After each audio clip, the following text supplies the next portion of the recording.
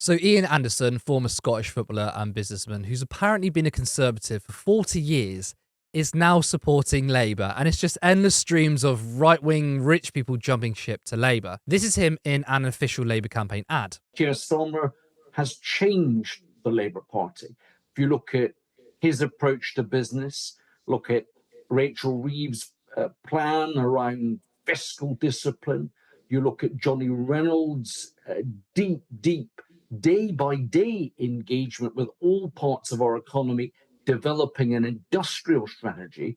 That's what businesses want to hear.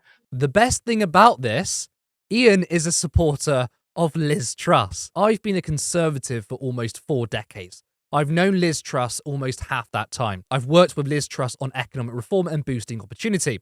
She has fresh ideas and real energy. She does what she says and is strong and loyal. That's why I'm backing Liz for leader. Now, I would be ashamed if I was leader of the Labour Party, especially given how much they rightfully attacked Liz Truss for crashing the economy, that a big supporter of hers is now backing them. Surely that kind of shits on their claim that Labour are better on the economy if they are proud to show off a former Trussite.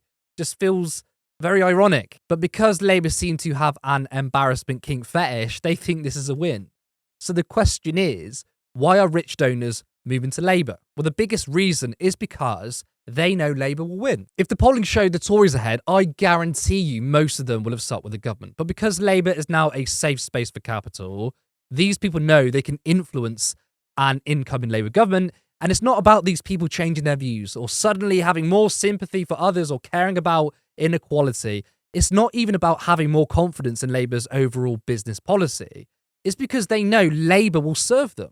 What's the point sticking with the Tories when they're going to face electoral oblivion? It's better to ride the gravy train, am I right? Now, if you were ever in doubt about Labour's priorities, if you still think somehow the directions Labour have taken are in service to the economy or having a genuine pro-business attitude, this answer from Liz Kendall perfectly shows that it's simply all about serving the rich. Starmer, Liz, in his 10 pledges, many of which have been reversed since he made them, broadly said that he would raise corporation tax. But now you're going to stick with the current level. Why the change of heart? Because businesses have told us, above all, what they need is stability. She just said the quiet part out loud. She just admitted on national television that Labour will do whatever business wants. She just said they changed their policy because big business told them to. We've fallen so far from the Corbyn era, who actually had Labour values. I mean, his leadership talked about gross levels of inequality. Today, rhetorically speaking, Labour are way to the right on the Tories on the economy. And speaking of Corbyn, actually, Starmer decided to bring him up once again whilst addressing a business conference. Cast your mind back to 2019. Let's imagine that you were invited to an event like this, a Labour business conference, before any of the changes to our party had taken place. The question is, would you go? Would you, as a wealth creator, feel that your ambition, the vital role you play in our economy, commanded the respect it deserves? Doesn't that thought just show the scale of the journey that we've been on? The depth of the changes we've made to transform the Labour Party's relationship with business. It's something that I take immense pride in. This has always been one of the key tasks in my project to return Labour to the service of working people. My God, move on. I mean, 4 years in and potentially months away from a Labour government, and he still can't stop talking about Jeremy Corbyn. This man is a clown. The Labour front bench just have no clue what they're doing. They think that being pro-business is just listening to the City of London, listening to bankers and the financial sector. That's just complete ignorance. They are talking to people who just want to advance their material interests at the expense of the rest of us. And they're quick to pile on the last leadership and make it out that they were anti-business. Well, here's Jeremy Corbyn at the CBI in 2019. Just to address something right away to you. It is sometimes claimed that I am anti-business. Actually, this is nonsense. It's not anti-business to be against poverty pay.